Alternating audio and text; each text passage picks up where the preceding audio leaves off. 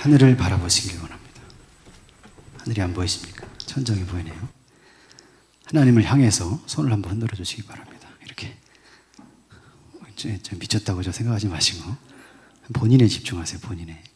자, 하늘을 바라보시고 손을 이렇게 흔들으시고 하나님 감사합니다. 시작. 하나님 감사합니다. 평소에도 좀 하셨으면 좋겠어요. 남들이 좀 미쳤다고 할 수 있도록.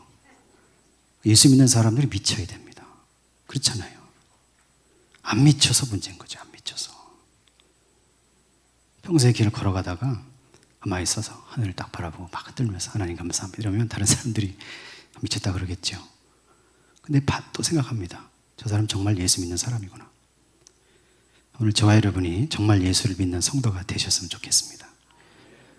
땅 짚고 헤엄치기로 속담 아시죠? 무슨 뜻이죠? 쉽다. 쉽다. 그죠? 누워서 떡 먹기. 뭐 이런 뜻으로 많이 쓰이죠. 그런데 여러분 덴마크 유명한 키에르케고르라는 철학자가 있었습니다. 신학자이기도 하고 시인이기도 합니다. 근데 그 사람이 이 땅 짚고 헤엄치기를 좀 다르게 이야기했어요. 그러니까 예수 믿는 사람들을 향해 덴마크가 그때 모든 국민들이 다 기독교인이 됐어요. 기독교 국가가 된 겁니다. 근데 이 키에르케고르가 보니까 아니 기독교 국가가 되고 기독교인들이라고 다 얘기하는데 정말 예수 믿는 건지 모르겠더라는 거예요, 자기가. 그래서 예수 믿는 사람들을 향해서 그렇게 얘기했어요. 자기 어렸을 때 경험을 얘기하면서 자기 어렸을 때 아버지하고 같이 이제 수영을 하러 갔답니다. 헤엄을 치러 간 거예요. 들어가서 자기는 수영 못 하는데 꼬맹이 때 물에 딱 들어가서 아빠는 저쪽에 있고 땅을 발에 딱 딛고 마치 이제 헤엄을 치는 것처럼 막 손으로 막 이렇게 하면서 자기 아빠를 불렀다는 겁니다. 아빠, 날 좀 보십시오. 내가 이렇게 수영을 잘한다고. 근데 사실은 땅 짚고 헤엄치기잖아요. 우리가 땅 짚고 헤엄치기는 이제 쉬운 일이다. 쉬운 거 이렇게만 알고 있는데 그걸 가만히 생각을 해보면 우리가 성도로서 믿음의 신앙의 모습을 거기다 대입해 생각해 보면 우리가 예수 믿고 살아가는 것이 땅 짚고 헤엄치기가 되면 안 된다. 여러분 그런 깨달음을 얻게 되시기 원합니다. 정말 수영을 해야죠. 정말 헤엄을 쳐야죠. 정말 그리스도인으로 예수를 믿고 살아가야죠. 근데 그런 척만 하고 있다는 거예요. 문제가 거기 있습니다. 오늘 저와 여러분이 예수 믿으면서 정말로 예수 믿는 사람들 되시기 원합니다. 땅에서 발을 떼고 모든 것을 하나님께 맡기고 정말 두 팔과 두 다리를 저어서 하나님을 향해서 헤엄쳐 나가는 정말 이 땅에서 신앙인으로 살아가는 성도가 되시기를 원합니다. 근데 그렇게 하려면 여러분 매일매일 우리가 해야 되는 게 있습니다. 그게 뭐냐면 하나님과의 직면입니다. 직면. 하나님의 실존과 임재 앞에 내가 들어가야 돼요. 하나님 부딪혀야 됩니다. 기독교를 여러분 기독교가 불교하고 다른 점이기도 하고 우리 철학들하고 다른 점이기도 한데 가장 중요한 특징 중에 하나가 뭐냐면 기독교는 계시의 종교라는 거예요. 계시. 이게 무슨 얘기냐면 하나님께서 당신을 보여주시는 종교입니다. 하나님께서 나에게 하나님이 어떤 분이신지를 알려주시는 종교예요. 불교나 다른 철학은 어떻게 합니까? 출발점이 어디 있습니까? 자기 자신에게 있어요.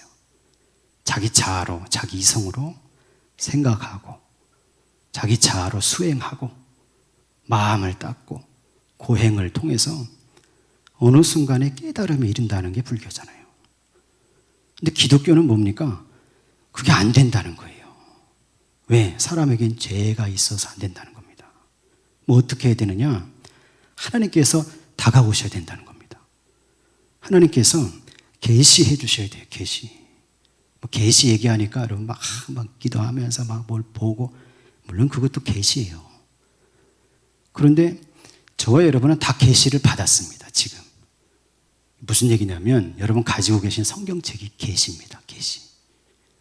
성경 말씀이 뭡니까? 하나님이 당신을 풀어주시고 알려주시고 계시해 주신 거라는 말씀이에요. 그리고 어떻게 해야 됩니까? 내가 계시를 받은 성도로서 성경을 펼쳐서 읽어야 되는 거예요. 기도하면서 묵상하면서 나에게 다가오셔서 그분이 어떤 분이시라는 것을 알려주실 때 그것을 저와 여러분이 보고 만지고 깨닫고, 그래서 저와 여러분의 인생이 그냥 헤엄치는 신용만 하는 게 아니라 정말 하나님의 말씀을 따라서 내가 헤엄을 치고 수영을 해서 하나님께로 나아가는 그런 성도가 되어야 할 줄로 믿습니다. 오늘 고린도후서 12장의 이 부분에 있는 말씀을 읽었는데 그렇게 하나님을 직면하면서 살아간 사람이 바울입니다. 성경에 많은 사람들이 나오지만 담에색에서 예수 그리스도 부활하신 주님을 만나고 나서 매일매일의 삶을 직면하면서 살아갔어요. 사도 바울이. 하나님의 임재 앞에 나가는 사람이었고 예수 그리스도 부활하신 주님의 능력 앞에 다가오시고 계시하시는 그 하나님의 능력과 그 하나님의 역사와 예수 그리스도의 복음 앞에 자기가 부딪혀서 그 복음을 말씀으로 몸으로 삶으로 증거하면서 살아간 사람이 사도 바울이라는 말씀입니다.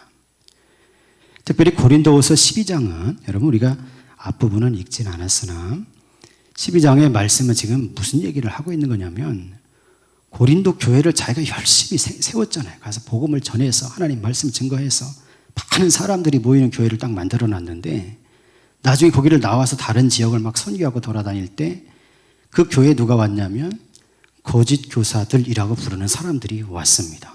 이 사람들은 유대교 율법주의자들이었어요. 사실은. 이 사람들이 와서 바울이 전한 복음은 율법이 아니고 할례가 아니고 예수 그리스도 하나님의 아들을 믿는 믿음으로 구원받는다. 그렇게 복음을 전했기 때문에 이 율법주의자들은 그냥 둘 수가 없었어요. 그래서 바울을 막 비방하는 겁니다. 바울이 없으니까. 막 비방하면서 바울은 사도가 아니야. 사도인 것처럼 얘기했으나 바울은 사도가 아니다. 왜 사도가 아니냐? 예수님 공생의 사역을 살아가실 때 바울이 예수님 본 적 있냐? 이런 식으로 얘기하는 거예요. 본 적이 없잖아요. 그리고 바울을 다 비방하는데 바울이 복음을 전하면서 증거할 때 니들도 봤지? 바울은 질병 있는 사람이야. 고칠 수 없는 치명적인 병이 있는 사람이야. 이게 무슨 병인지는 몰라요. 그러니까 병 있는 사람이 율법에 보면 저주받은 사람이지. 하나님의 축복받은 사람이 어떻게 질병이 있느냐. 더구나 말씀을 전한다는 사람이. 그러면서 바울을 폄훼하고 비방하고 모함하는 거예요. 또 다른 여러 가지로 막 모함을 했지만 특별히 오늘 고린도후서 12장의 말씀은 바울이 그 문제에 대해서 고린도 교회 성도들에게 변론하면서 하는 얘기입니다. 오늘 저와 여러분이 이 말씀을 통해서 바울의 변론을 듣고 우리도 이 믿음으로 사시기를 간절히 소망합니다. 먼저 무슨 얘기를 했냐면 우리가 읽지는 않았는데 1절에서 4절 말씀에 그렇게 얘기합니다. 고린도후서 12장 1절에서 4절을 한번 같이 읽어보겠습니다. 무익하나마 내가 부득불 자랑하노니 주의 환상과 계시를 말하리라. 내가 그리스도 안에 있는 한 사람을 아노니 그는 14년 전에 셋째 하늘에 이끌려 간 자라. 그가 몸 안에 있었는지 몸 밖에 있었는지 나는 모르거니와 하나님은 아시느니라. 내가 이런 사람을 아노니 그가 몸 안에 있었는지 몸 밖에 있었는지 나는 모르거니와 하나님은 아시느니라. 그가 낙원으로 이끌려 가서 표현할 수 없는 말을 들었으니 사람이 가히 이르지 못할 말이로다. 아멘. 무슨 얘기를 하냐면 내가 이런 체험을 한 사람이라는 거예요. 내가 주께서 보여주신 놀라운 환상과 계시를 본 사람이라는 겁니다. 14년 전에 예수 그리스도 부활하신 주님을 만났을 때 담메색에 가서 복음을 전하다가 유대인들에게 쫓겨납니다.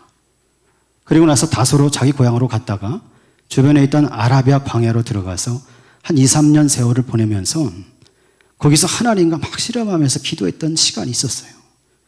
그때 하나님께서 예수께서 자기를 셋째 하늘로 올라가게 했다는 거예요. 셋째 하늘. 여러분 셋째 하늘에 가보셨나요? 요한계시록을 보면 사도 요한도 밤모섬에서 막 기도하다가 주님의 날에 주일날 막 기도하다가 주님께서 부르셨어요. 요한을. 이리로 올라와라. 그랬더니 사도 요한의 영혼이 싹 올라갑니다. 셋째 하늘로 올라간 거예요. 셋째 하늘은 어디입니까? 바로 하나님의 보좌가 계신 곳이죠. 하나님께서 계신 곳으로 올라간 거예요. 바울이. 거기 올라가서 그 내용은 여기다 안 적었지만 낙원으로 가서 말로 표현할 수 없는 말을 내가 들었다는 겁니다. 주께서 직접 나에게 이런 내용들을 계시하시고 환상으로 보여주셨다는 거예요. 거짓 교사들이 나에 대해서 사도가 아니라고 얘기하는데 그 사람들 말 듣지 말라는 겁니다. 나는 직접 부활하신 예수 그리스도를 만난 사람이라는 거예요. 거기 불려 올라가서 어떻게 이 세계가 되는 건지, 어떻게 복음을 증거해야 되는지, 하나님의 뜻이 무엇인지를 직접 내가 듣고 깨닫고 내려온 사람이라는 거예요. 오늘 저와 여러분이 예수 그리스도를 바울처럼 만나게 되시기를 간절히 소망합니다. 그러면서 바울은 이제 7절부터 10절에는 그것과 연관해서 자기의 사도에 대해서 사도가 아니라고 막 비방하는 거에 대해서 변론하면서 그것과 연관해서 자기의 질병에 대해서 또 비방하는 것에 대해서 이야기한 겁니다. 오늘 7절 말씀 먼저 한번 읽어보겠습니다. 7절을 같이 읽겠습니다. 여러 계시를 받은 것이 지극히 크므로 너무 자만하지 않게 하시려고 내 육체의 가시 곧 사탄의 사자를 주셨으니 이는 나를 쳐서 너무 자만하지 않게 하려 하심이니라. 아멘. 계시가 컸다는 거예요. 너무나. 주께서 보여주신 계시와 환상이 너무나 큰 것이어서 그렇잖아요. 주께서 다 보여주셨으면 이 세상의 결말이 어떻게 될 것이며 사람은 어떤 존재고 하나님은 어떤 분이시며 이것들을 다 보여주셨으니 이제 바울은 다 아는 사람이 됐잖아요. 그러면 자기는 자만하게 될까봐 그것 때문에 주께서 자기에게 이 연약한 이 육체의 가시 사탄의 사자라고 바울이 표현했는데 그 질병을 자기에게 줬다는 겁니다. 어떤 사람은 이것이 안질이라고 얘기하는 사람도 있고 어떤 사람은 바울이 간질병이 있었다 이렇게 얘기하는 사람도 있어요. 또 다른 사람은 공황장애였다 이렇게 얘기하는 사람도 있습니다. 근데 무슨 병이었는지는 몰라요. 근데 육체를 찌르는 가시 같았다는 거 그게. 늘 그 가시가 자기를 찌를 때마다. 그렇잖아요. 바울은 예수 그리스도를 만나고 완전히 변해서 복음을 전하면서 죽을 때까지 살아간 사람이죠. 근데 복음을 증거하고 있는데 그 아픔이 막 오는 거예요, 자기한테. 그런 일들이 다반사로 있었다는 겁니다. 근데 왜 그랬는가 자기가 나중에 이제 기도하는 내용도 나오지만 나중에 알고 나서 보니까 내가 자만하지 않게 하기 위해서 그렇게 했다는 겁니다. 여러분, 하나님 앞에서 겸손한 성도가 되시기 원합니다. 어떤 분들은 많은 사역자라고 하시는 분들 중에 그런 분들도 있어요. 바울처럼 막 자랑하는 분이 있습니다. 맨 처음에 바울이 자랑했던 것처럼 막 자랑하는데 그 자랑이 어떤 자랑이 돼야 됩니까? 사실 하나님 자랑이 돼야지죠. 하나님께 영광을 올려드리는 간증도 돼야 되고 하나님의 영광을 드러내는 은사도 나타나야 됩니다. 근데 그러지 못하고 자기 자랑이 되면 안 되는 거죠. 하나님께서 바울에게는 그 육체의 가시를 줘서 사실을 생각해 보십시오. 바울은 얼마나 대단한 사람인지 몰라요. 사도행전과 바울서신을 쭉 읽어보면 바울처럼 대단한 사람이 있을까 싶어요. 바울은 인종적으로 사실 유대인이면서 그는 바리새파 중에 아주 독실한 하나님을 섬기는 사람이었고 가말리엘이라는 선생님 밑에서 교육을 받았습니다. 그 당시 가말리엘은 유대 이스라엘 안에서 최고 가는 권위적인 학자였어요. 그 최고의 교육을 받은 사람이죠, 바울이. 근데 여러분 바울을 보십시오. 바울은 로마 시민권을 가졌습니다. 바울은 헬라 도시 다소에서 태어났기 때문에 헬라의 시민권도 가졌습니다. 바울은 헬라어도 잘했고 히브리어도 잘했어요. 그 당시에 그런 사람이 별로 없었어요. 그리고 여러분 보십시오. 바울이 사역할 때 바울이 손수건이나 앞치마가 있는데 그걸 가져다가 병든 사람이 얹었다가 딱 떼면 병든 사람이 낫다는 거예요. 그리고 여러분 보십시오. 바울이 예수 그리스도 이름으로 명령하니까 귀신 들린 사람이 온전하게 돼요. 바울이 손을 얹고 안수하니까 거기 성령의 역사가 내려서 그 사람이 성령 은사를 받아요. 그뿐이 아니죠. 바울이 막 설교할 때 어느 날 밤에 늦게까지 설교를 하게 됐죠. 3층에서 있었던 유두고라는 청년이 떨어졌어요. 죽은 것 같이 됐죠. 바울이 내려가서 그 위에 몸을 얹고 기도하니까 그를 안고 기도하니까 어떻게 됩니까? 죽은 유두고가 살아났어요. 바울은 하나님이 이 육체의 가시를 그대로 두지 않았다면 여러분 교만하게 될 수밖에 없는 영적인 능력과 자기 개인적인 학식과 자기 백그라운드를 가진 사람이었습니다. 나중에 바울이 막 기도하는 내용이 그 밑에 나오는데 하나님께서 왜 나에게 이 가시를 주셨을까? 왜 나의 육체를 찌르는 내가 복음을 증거할 때마다 이렇게 힘들게 만드는 이런 가시를 나에게 주셨을까? 사탄의 사자라고 불러요. 사탄의 사자. 꼭 사탄이 보낸 그 사자가 와서 자기를 괴롭히는 것 같다는 겁니다. 그렇잖아요. 내가 복음을 증거하는 나를 괴롭게 하니까. 그런 아픔과 그런 고통을 느끼는데 왜 이걸 그냥 두실까 생각해 봤더니 자기가 자만하지 않게 하려고 그렇게 하셨다는 거예요. 오늘 저와 여러분이 예수 믿고 살아가면서 이 한 가지 꼭 기억하시기 원합니다. 그건 뭡니까? 하나님 앞에서 교만하면 안 된다는 거예요. 자만하면 안 됩니다. 겸손하게 자기를 낮춰서 하나님의 앞에, 하나님의 임재 앞에서 그 하나님을 대면하면서 살아가는 성도가 되어야 할 줄로 믿습니다. 바울이 이렇게 기도했대, 이렇게 응답받았대요. 8절에서 10절도 같이 한번 읽어보겠습니다. 8절에서 10절입니다. 이것이 내게서 떠나가게 하기 위하여 내가 3번 주께 간구하였더니 나에게 이르시기를 내 은혜가 내게 족하도다. 이는 내 능력이 약한 데서 온전하여 짐이라 하신지라. 그러므로 도리어 크게 기뻐함으로 나의 여러 약한 것들에 대하여 자랑하리니 이는 그리스도의 능력이 내게 머물게 하려 함이라.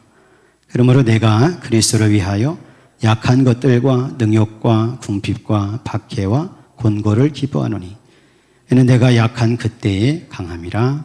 아멘. 오늘 저와 여러분에게 이런 은혜가 있기를 원합니다. 무슨 은혜입니까? 내가 약할 때 그 약함 가운데 주님이 강하게 되시고 내가 약할 때 그 약함을 통해서 주님의 능력이 온전하게 되는 은혜입니다.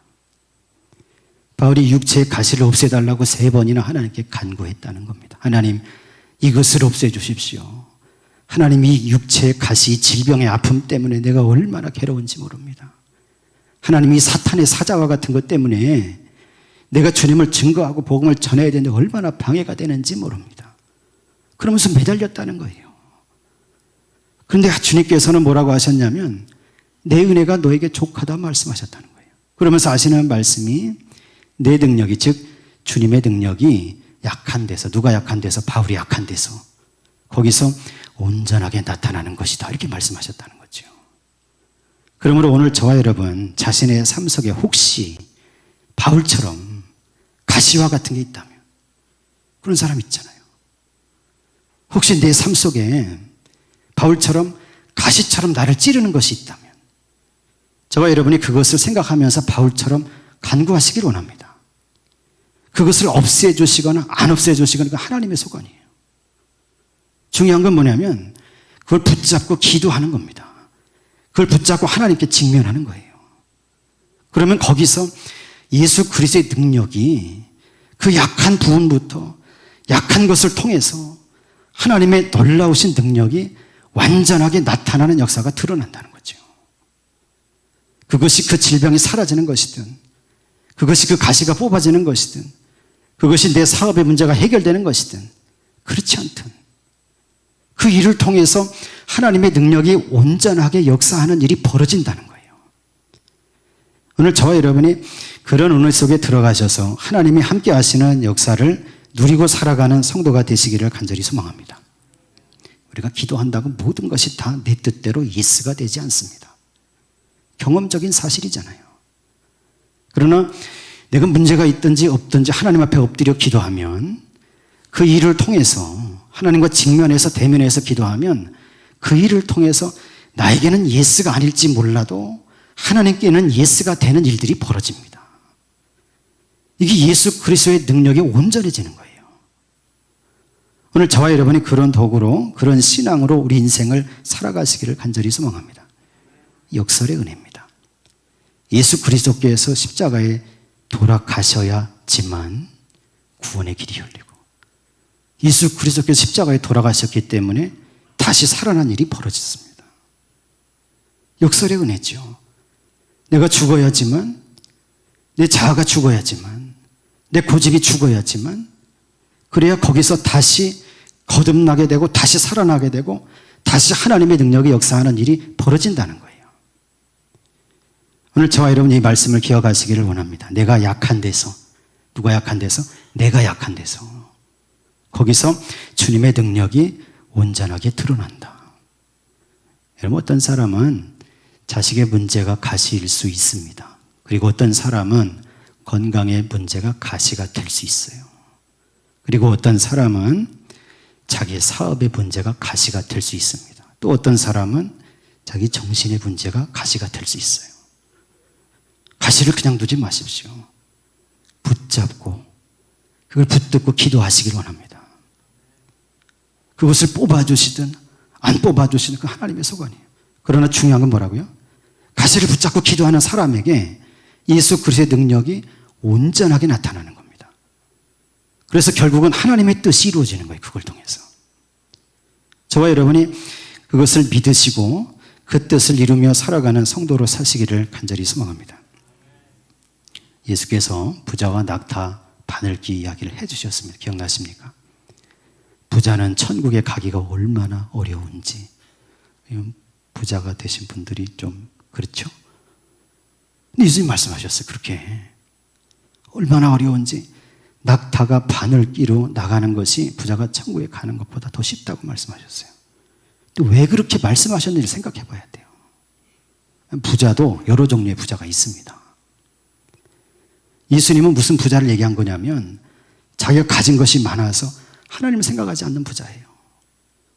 가진 것을 의지하다가 하나님께 자기의 약함을 고백하면서 기도하지 않는 부자입니다. 자기 가진 것만 쫓아가다가 하나님의 말씀을 듣지 않고 살아가는 부자입니다. 그런 사람은 천국에 갈 수 없다는 거예요. 당연한 얘기죠. 오늘 저와 여러분은 천국에 들어가는 부자가 다 되시기를 원합니다. 사람은 할 수 없어 하나님은 할 수 있답니다. 여러분 사울 왕을 기억하십니까? 사울이 맨 처음 왕이 될 때 그때 청년이었는데 얼마나 신실하고 얼마나 겸손했는지 몰라요. 사울이 맨 처음 한번 읽어보십시오. 사무엘이 가서 하나님 말씀대로 가서 기름을 붓고 그를 이스라엘이 처음 왕으로 세웠잖아요. 근데 사울이 왕이 되고 난 다음에 어떻게 됩니까? 시간이 지나갈수록 겸손함이 사라져요. 신실함이 없어집니다. 자기 눈에 보이는 대로 하는 거예요. 눈에 보이는 대로. 그래서 분명히 아말렉하고 전투할 때 하나님께서 말씀하셔. 가서 그걸 다 진멸하라는 거예요. 진멸. 다 없애라는 거죠. 전부 다. 근데 사울이 가서 싸웠더니 이겼습니다. 자기가. 이기고 나니까 생각이 달라졌어요. 자기가 이겼다는 것을 막 자랑하고 싶은 거죠. 그래서 아말렉 왕 아각을 사로잡아서 데려옵니다. 왜 데려옵니까? 자기가 계산 행진할 때 세우는 거죠. 자기 이 왕 잡아서 여기를 내가 무찔렀다. 이거 자랑하려고. 또 어떻게 합니까? 아말렉에 있는 많은 살찐 짐승들, 소와 양과 이런 것들을 다 따로 모아서 숨겨놨어요. 그걸 자기 가지려고. 나중에 사무엘에 의해서 다 들통나죠, 그게. 그래서 어떻게 됩니까? 사울 이후에 사울 왕가가 다 없어져. 사울 가족이 다 없어져. 다윗에게로 왕위가 넘어갔잖아요. 여러분 여리고성을 정복했던 여호수아와 이스라엘 백성들을 기억하셨으면 좋겠습니다. 이게 무슨 얘기냐면 여리고성을 딱 맨 처음에 갔을 때 이스라엘 백성 수백만이죠. 이 사람들이 그 여리고성 성벽을 바라볼 때 얼마나 기겁하고 놀랐는지 몰라요. 그 표현은 그렇게 안 돼 있지만 왜냐하면 여리고성 성벽이 너무나 견고하고 크고 너무나 두껍고 도저히 자기들 손에는 무기 하나가 없으니까 이렇게 어떻게 해서 저 성벽에 쳐들어가서 저걸 무너뜨리고 저길 정복해서 우리가 가나안 땅을 누리고 살 거냐 이런 생각이 들었던 거죠. 자기들이 보기에 하나님 앞에서 자기들은 너무나 연약한 존재인 겁니다. 하나님 어떻게 하시라고 합니까? 아무 소리 하지 말고 일주일 동안 거길 돌으라는 거예요. 그냥 수백만 명이 거길 돌면서 뭘 어떻게 했을까요? 이스라엘 백성이 한마디도 안 합니다. 여호수아와 제사장들 필두로 법궤를 앞에 놓고 막 돌면서 마음속으로 얼마나 기도했겠어요. 우리는 저 성벽, 저 여리고 사람들에 비하면 아무것도 아닙니다. 하나님이 일하시지 않으면 하나님의 능력이 완전하게 역사하지 않으면 무너뜨릴 수 없습니다. 그들이 간절히 일주일 동안 기도했더니 나중에 어떻게 됩니까? 일주일 되는 날 그들이 막 함성을 지를 때 그 여리고성이 정말로 무너졌잖아요. 그걸 기록하잖아요. 성경이. 여러분 그 다음을 봐셔야 돼요. 여리고성을 점령했습니다. 그 다음 성이 아이성이었어요. 아이성. 아이성을 바라볼 때 아이성은 여리고성에 비하면 아무것도 아닙니다. 정말 조그만 성이에요. 이스라엘 백성들의 태도가 달라졌어요. 그때도 하나님 앞에서 내가 기도하면서 저 성을 어떻게 정복하면 좋겠습니까? 막 기도했어야 돼요. 그렇게 하지 않습니다. 저 성은 조그마니까 어떻게 하자고 하냐면 우리 중에 3,000명만 올라가면 문제없이 정복합니다. 여호사에게 얘기했어요. 여호사도 그 얘기를 듣고 기도하지 않습니다. 3,000명 보냈다가 어떻게 됩니까? 몇십 명이 칼에 맞아 죽으니까 놀라서 도망왔어요. 그 많은 사람들이. 물론 성경은 그것이 여리고성을 점령할 때 아간이 하나님 말씀을 거스르고 거기 진멸하지 않고 그 속에서 금덩어리, 은덩어리, 신할산 외투 하나를 훔쳐서 감춰놔서 자기 것을 만들었기 때문에 하나님이 벌해서 아이성을 정복하지 못하게 했다고 성경은 기록합니다. 그런데 그 말씀을 가만히 자세히 들여다보면 이스라엘 백성들의 태도가 달라진 사실을 발견하게 돼요. 아간도 마찬가지지만 아간과 같이 생각한 사람들이 많이 있었다는 거예요. 여리고성 점령하고 나서. 오늘 저와 이런 게 무슨 얘기입니까? 하나님 앞에 직면해서 내가 살아갈 때 예수 그리스도의 능력의 역사가 완전하고 온전하게 내 삶 속에 나타나시기를 원하시면 저와 여러분이 나의 약함을 고백하면서 기도하는 성도가 되어야 된다는 말씀입니다. 하나님 앞에서는 강한 것이 장점이 아닙니다. 하나님 앞에서는 약한 것이 장점이에요. 왜 그렇습니까? 하나님은 전능하신 분이시고 하나님은 창조주의 하나님이시고 하나님 모든 만물을 주관하시는 분이시기 때문에 그 하나님의 판단의 기준이 어디 있습니까? 저 사람이 얼마나 나를 신뢰하느냐는 신뢰. 강한 사람은, 내세울 게 많은 사람은 하나님을 그만큼 신뢰하지 않게 돼 있다는 거예요. 그러나 약한 사람은, 그러나 가시가 있는 사람은, 그러나 자기가 힘든 사람은 그걸 가지고 몸부림치면서 기도하면서 하나님 앞에 그 도우심을 신뢰하면서 구하게 돼 있다는 거죠. 오늘 저와 여러분이 바울처럼 그렇게 간구하시기를 원합니다. 가시가 안 빠져도 괜찮아요. 문제가 해결되지 않아도 괜찮습니다. 다 하나님의 섭리 가운데 있기 때문에 그 사실을 믿으시고 저와 여러분이 기도하면서 문제를 가지고 기도하면서 하나님 앞에 정직하게 나가서 하나님 이런 문제가 이런 가시가 있는데 하나님이 나를 불쌍히 여겨 주옵소서. 예수님처럼 기도했으면 좋겠어요. 그러나 하나님 뜻대로 되기를 원합니다. 오늘 저와 여러분이 그렇게 기도할 때 주께서 저와 여러분을 붙잡으시고 은혜와 능력 가운데서 동행하시고 함께 하셔서 오늘 말씀처럼 네가 약한 데서 내 능력이 온전하여진다. 이 말씀이 이루어지고 이 말씀을 누리는 성도로 살아가게 되시기를 예수 그리스도의 이름으로 간절히 축원합니다.